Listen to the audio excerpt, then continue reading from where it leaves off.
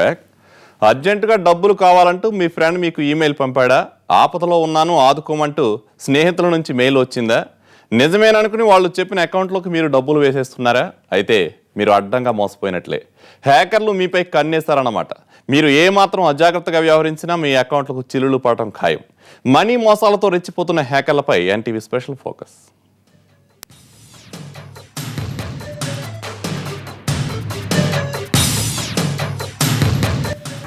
సరోజ ఓ సాఫ్ట్వేర్ కంపెనీలో టీమ్ లీడర్గా పనిచేస్తోంది.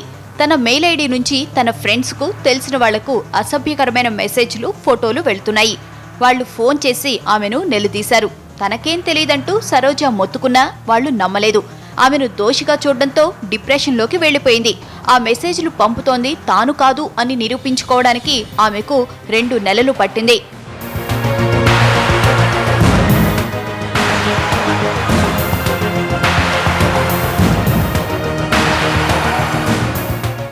సాగర్ ఓ ఎన్ఆర్ఐ. అర్జెంటుగా డబ్బులు కావాలంటూ ఆయన మెయిల్ నుంచి ఫ్రెండ్స్కు మెసేజ్లు వెళ్లాయి. నిజమే అనుకుని ఆయన స్నేహితులు మెసేజ్లో చెప్పిన అకౌంట్కు డబ్బులు జమ చేశారు.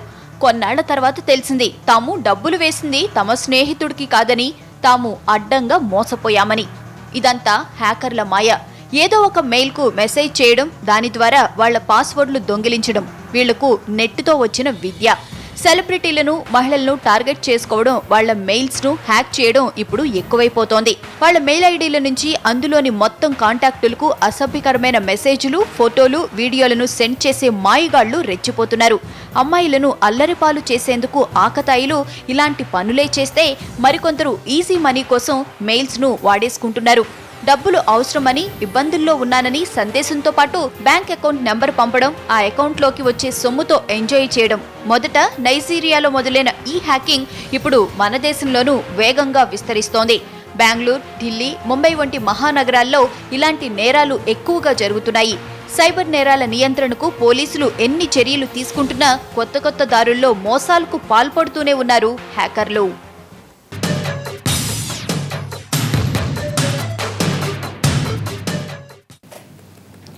ఒకప్పుడు సాధారణ ఉద్యోగులు, వ్యాపారులనే మస్కా కొట్టించిన హ్యాకర్లు ఇప్పుడు సెలబ్రిటీలను టార్గెట్ చేసుకుంటున్నారు.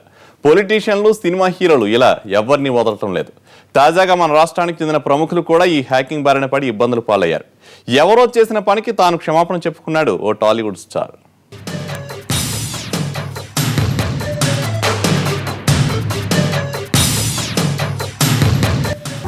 చిన్న చిత్కా ఉద్యోగుల్ని వాడుకుంటే పెద్దగా వచ్చేది లేదనుకున్నారో ఏమో హ్యాకర్లు. ఇప్పుడు పెద్ద తలకాయల్ని టార్గెట్ చేస్తున్నారు.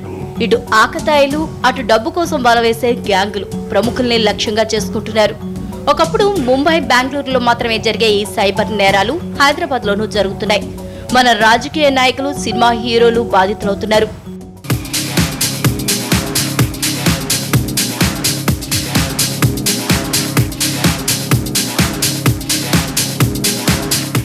హీరో మహేష్ బాబుకి ఈ మధ్య ఇలాంటి అనుభవమే ఎదురైంది.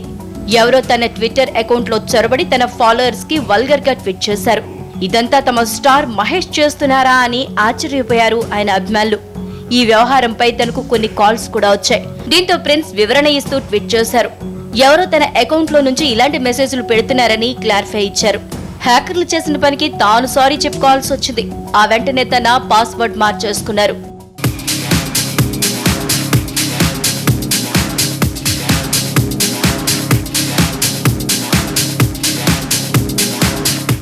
ఇక ఈ హ్యాకర్ల బారిన పడిన మరో బాధితుడు వైఎస్ఆర్ కాంగ్రెస్ నేత సోమయాజులు. ఆయన మెయిల్ ని వాడుకుని మనీ కొట్టేయాలని హ్యాకర్లు చేసిన ప్రయత్నంతో సోమయాజులు తెగ ఇబ్బంది పడిపోయాడు. కొన్ని రోజుల క్రితం ఆయన మెయిల్ నుంచి తన కాంటాక్ట్ లిస్ట్ లోని అందరికీ ఓ SOS మెసేజ్ వెళ్లింది. సోమయాజులు లండన్ లో ఉన్నారని, అర్జెంట్ గా తనకు డబ్బు అవసరమైందని, $2,500 పంపాలని ఆ మెసేజ్ సారాంశం. ఈ SOS మెసేజ్ రిసీవ్ చేసుకున్న వారి నుంచి తనకు 200 ఫోన్ కాల్స్ వచ్చాయి. ఇదంతా తెలిసి సోమయాజులు షాక్ తిన్నారు. వెంటనే పాస్వర్డ్ మార్చేసుకున్నారు. అయితే అప్పటికే తన కాంటాక్ట్ లిస్ట్ ఇన్బాక్స్ మొత్తం ఖాళీ అయిపోయింది. తర్వాత సైబర్ పోలీసులకు yahoo.com కు ఆయన ఫిర్యాదు చేశారు.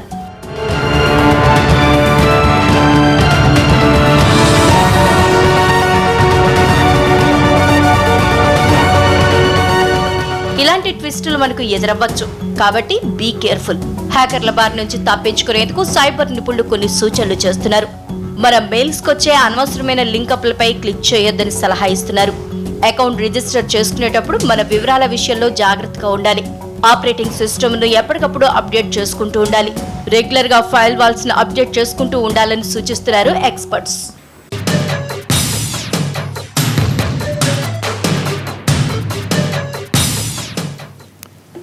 అయితే ఇప్పుడు హ్యాకింగ్ ఎలా జరుగుతుంది, హ్యాకింగ్ బారిన పడకుండా ఎలాంటి జాగ్రత్తలు తీసుకోవాలి, అయితే హ్యాకింగ్ అయితే తర్వాత ఏం చేయాలి, ఇలాంటి దానిపై మనతో చర్చించడానికి అడ్వకేట్ రాజశేఖర్ గారు, అలాగే హ్యాకింగ్ ప్రొఫెషనల్స్ చైతన్య నవీన్ గారు, అలాగే ఇన్స్పెక్టర్ సైబర్ క్రైమ్ నుంచి ఉమామహేశ్వరరావు గారు మనతో మాట్లాడడానికి సిద్ధంగా ఉన్నారు. అయితే రాజశేఖర్ నమస్తే అండి. నమస్తే. అయితే చైతన్య, హ్యాకింగ్ ఎలా జరుగుతుంది, ఈ ఫిషింగ్, అసలు ఈ ఎంటైర్ సబ్జెక్ట్ గురించి చిన్న బ్రీఫింగ్. జనరల్గా ఫిషింగ్ ఎలా జరుగుతుందంటే ఒరిజినల్ డొమైన్స్ ఉంటే కొన్ని ఫేక్ డొమైన్స్ అనేవి ఉంటాయి అన్నమాట. ఎగ్జాంపుల్ ఎలా చెప్పాలంటే ఒరిజినల్ జీమెయిల్ కనుక తీసుకుంటే మీకు అక్కడ యూఆర్ఎల్లో HTTPS అనేది ఉంటుంది. HTTPS అంటే hyper text transfer protocol with secure socket layer అనమాట. మనం ఏదైనా ఇన్ఫర్మేషన్ పంపించేది ఉంటే అది యూజర్ నేమ్ కానీ పాస్వర్డ్ కానీ అదన్నీ కంప్లీట్గా ఎన్క్రిప్ట్ అవుతుంది. జనరల్గా హ్యాకర్స్ ఏం చేస్తారంటే మీరు బ్యాంక్ క్రెడెన్షియల్స్ కానీ ఈమెయిల్ క్రెడెన్షియల్స్ కానీ ఏదైనా హ్యాక్ చేయాలంటే first of all the easiest way వచ్చేసి ఫిషింగ్ అనమాట. ఎగ్జాక్ట్గా ఒరిజినల్ పేజ్ ఎలా ఉంటుందో సేమ్ అదే విధంగా డూప్లికేట్ చేస్తారు. ఇలా చేసి ఏం చేస్తారంటే నా అంతటా నేను ఒక డొమైన్ హోస్ట్ చేసుకొని ఎగ్జాంపుల్ google.gmail.com ఆర్ఎల్స్ గూగుల్ని GOOGLD దాని బదులు నేను G00GLE ఆర్ఎల్స్ 3 అని పెట్టేసరికల్లా ఆ డొమైన్ వచ్చేసి ఈ డొమైన్ వచ్చి ఈ రెండు ఈక్వల్గా ఉంటాయి. So it is one of the technique. Okay, fishing. Okay, ఆ ఫిషింగ్ అనేది నథింగ్ ఏంటంటే ఎగ్జాక్ట్గా ఒక జీమెయిల్ పేజ్ ఉంటుంది, దాన్ని యాజ్ ఇట్ ఈస్ కొంచెం మాడిఫై చేసి మాడిఫై చేస్తే ఎగ్జాక్ట్ గా అలా ఉన్నా. సామాన్యులు ఒక నార్మల్ పర్సన్ దాన్ని ఫైండ్ అవుట్ చేయడం ఎలా గుర్తించాలంటే అక్కడ యూఆర్ఎల్ బార్ అనేది ఉంటుంది, అడ్రస్ బార్ అనేది ఉంటుంది. అక్కడ మీరు ఎప్పుడైనా HTTPS hyper text transfer protocol అది ఉన్నప్పుడే మీరు ఏదైనా మీ యూజర్ నేమ్ కానీ పాస్వర్డ్ కానీ మీరు అక్కడ సబ్మిట్ చేయాలి. Okay, that's the main thing. Second thing వచ్చేసి మెయిన్లీ కీ లాకర్స్ అనమాట. కీ లాకర్స్ ఏం చేస్తారంటే హ్యాకర్స్ ఏం చేస్తారంటే మీరు మీ సిస్టమ్ విక్టిమ్ సిస్టంలో కీ లాకర్స్ ఇన్స్టాల్ చేసినప్పుడు వాళ్ళు ఏదైతే టైప్ చేస్తున్నారో ఆ కీ స్ట్రోక్స్ అనేవి రికార్డ్ అయిపోయి అటాకర్స్కి హ్యాకర్స్కి వెళ్ళిపోతాయి. సో అది కూడా ఒక పాసిబుల్ వే అనమాట. ఈ మ్యాక్సిమం ఈమెయిల్ ఐడీస్ కానీ పాస్వర్డ్స్ కానీ స్టీల్ కావడానికి మెయిన్లీ ఏం చేస్తారంటే ఇంటర్నెట్ కెఫేస్లో చాలా మంది ట్రాన్సాక్షన్స్ కానీ వాళ్ళ ఫేస్బుక్ కానీ జీమెయిల్ కానీ చూస్తుంటారు. నెట్ కెఫేస్లలో ఇది మేజర్గా జరుగుతుంటుంది అనమాట. Okay, yeah. అయితే నవీన్, జనరల్గా మనకి లాటరీ తగిలిందండి, జనరల్ అందరికీ వస్తూ ఉంటాయి మెయిల్స్. వాటి వల్ల ఏమైనా హ్యాక్ అయ్యి మన మెయిల్స్ హ్యాక్ అయ్యే అవకాశం ఉందా? అవి వస్తే మనం ఎలా రెస్పాండ్ అవ్వాలి? లాటరీ మెయిల్స్ జనరల్గా వచ్చినప్పుడు అవి హ్యాక్ అయ్యే సిచ్యువేషన్ చాలా తక్కువగా ఉంటాయి.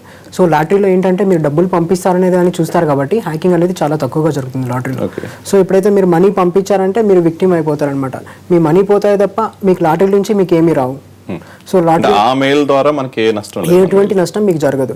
సో లాటరీ అంటే జనాలు మనీ కోసమే లాటరీ చేస్తారు తప్ప హ్యాకింగ్ మాత్రం చేయరు.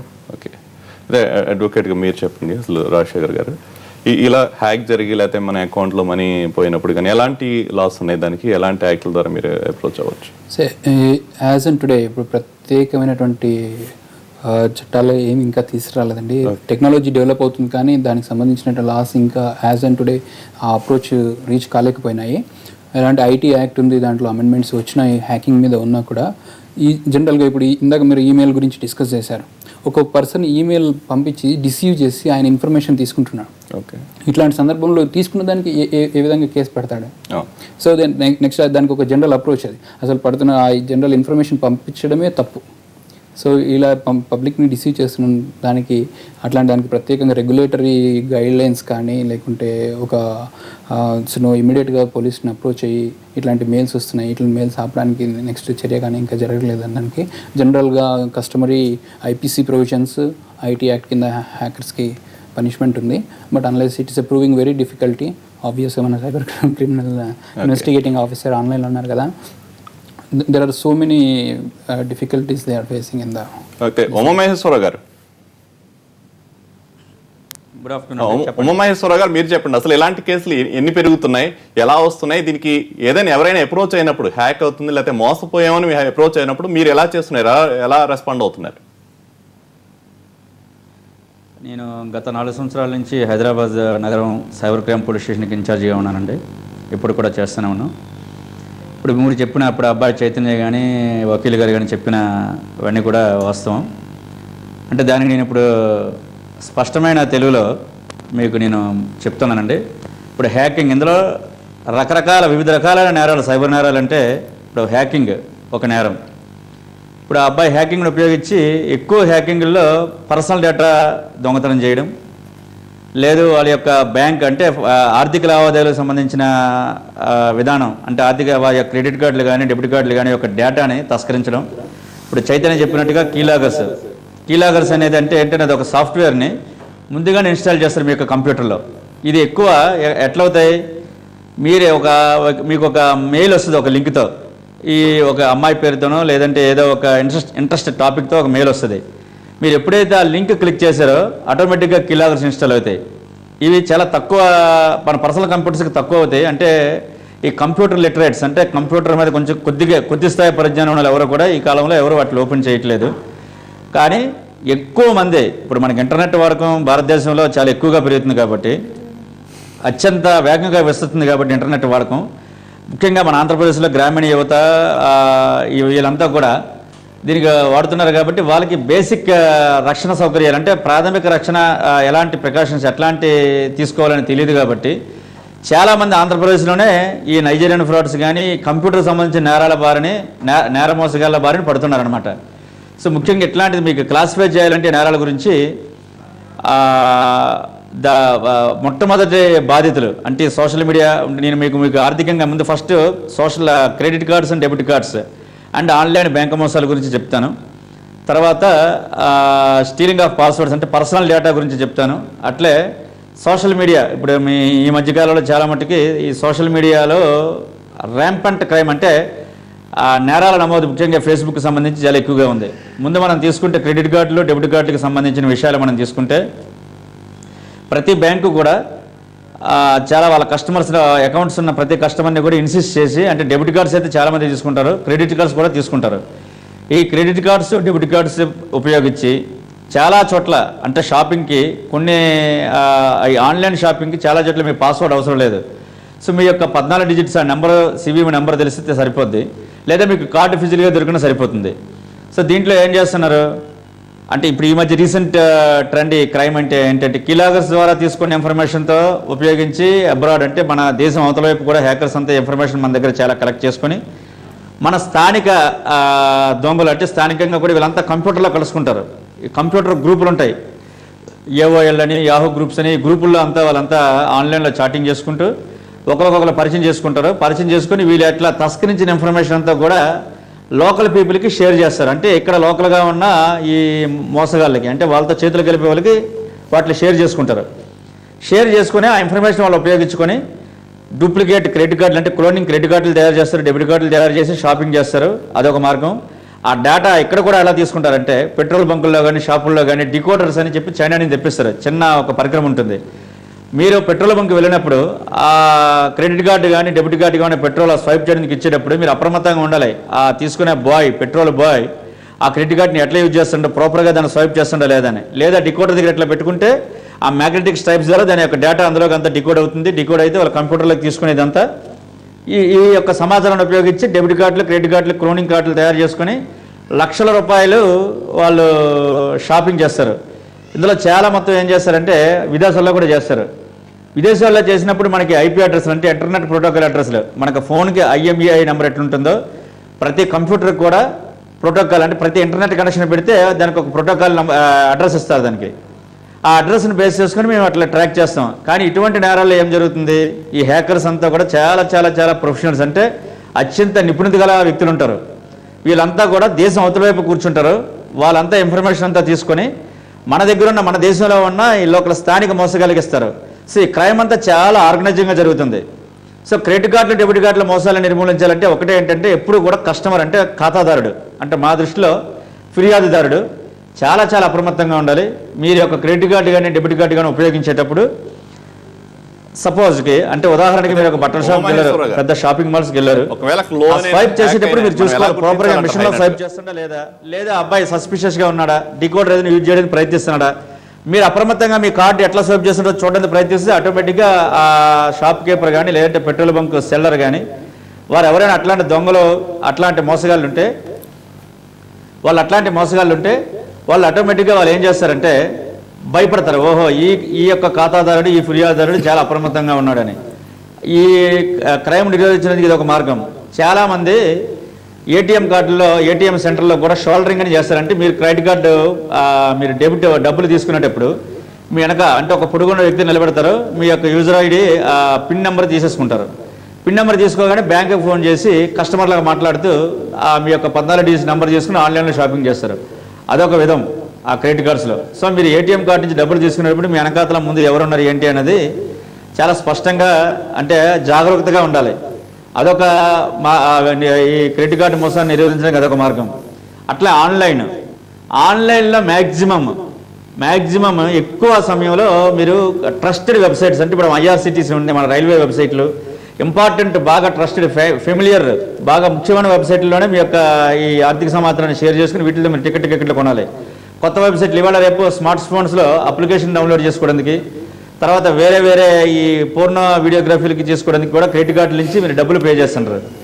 అట్లాంటి వెబ్సైట్లను కూడా నమ్మదైన వెబ్సైట్లు కాదు, మీ యొక్క డేటా కాంప్రమైజ్ అవుతుంది. అంటే మీ యొక్క ఆర్థిక సమాచారం ఖచ్చితంగా మోసగాళ్ళ చేతిలోకి పోతుంది. ఒకసారి పోయిందంటే వారి క్షణాల్లోనే మొత్తం అందులోంచి డబ్బులని తీసేస్తారు, ఆన్లైన్లో షాపింగ్ చేస్తారు, చాలా పెద్ద ఎత్తున మోసం జరుగుతుంది మీకు.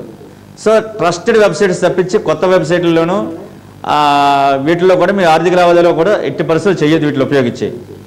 ఇవి టూకీగా అంటే చెప్పాలంటే డెబిట్ క్రెడిట్ కార్డ్స్ మీద చాలా పెద్ద సబ్జెక్ట్ ఇది, కానీ చాలా విషయాలు ఉన్నాయి కాబట్టి ఇందులో మీకు టూకీగా అంటే నట్షెల్లో విషయం క్లుప్తీకరించి చెప్తున్నామండి.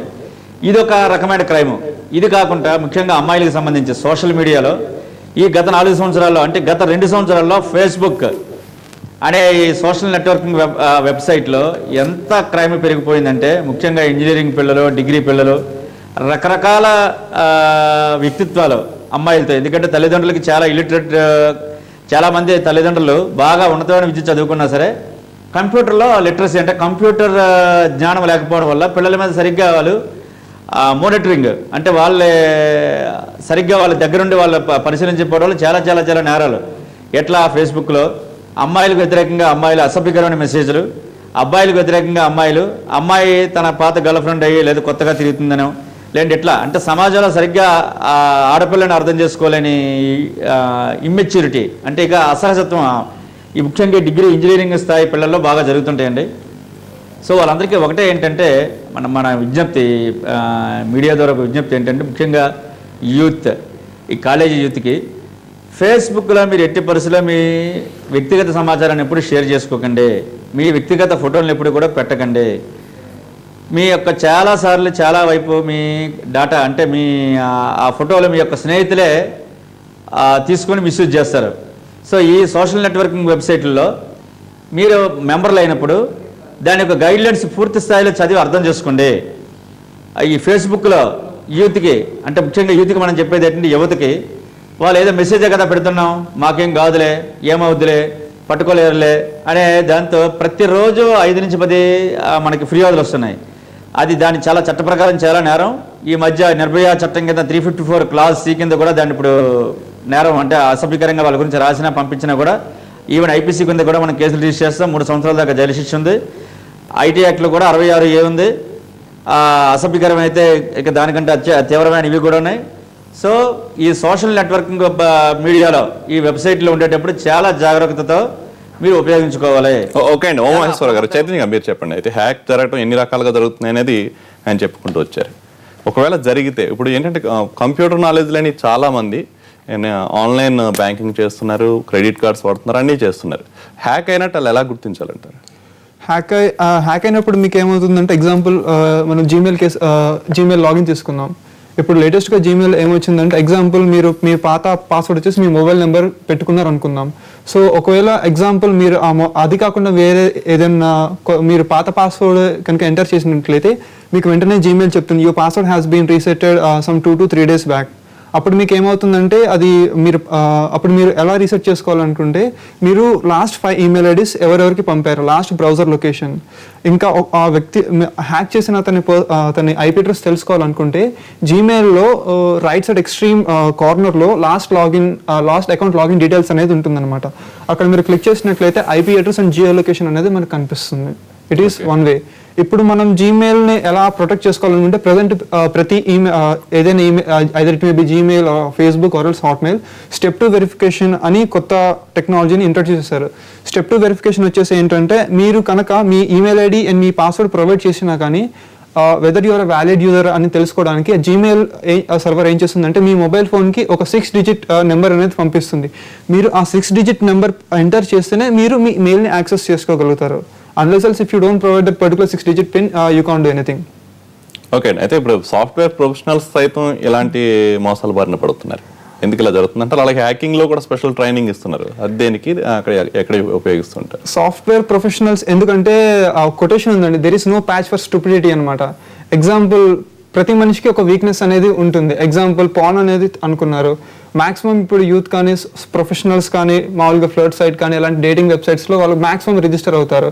అప్పుడు వాళ్ళు క్లిక్ చేసే యూఆర్ఎల్స్ కానీ కొన్ని మలిషియస్ సైట్స్కి రీడైరెక్ట్ అయిపోతాయి. అక్కడ వాళ్ళు ఏం చేస్తారంటే కొన్ని ఆన్లైన్ అంటే వీడియోస్ డౌన్లోడ్ చేసుకోవడం కోసం వాళ్ళు ఏం చేస్తారంటే they will be asking their credit card and debit card number. Okay, ఇది వన్ ఆఫ్ ద వే అనమాట.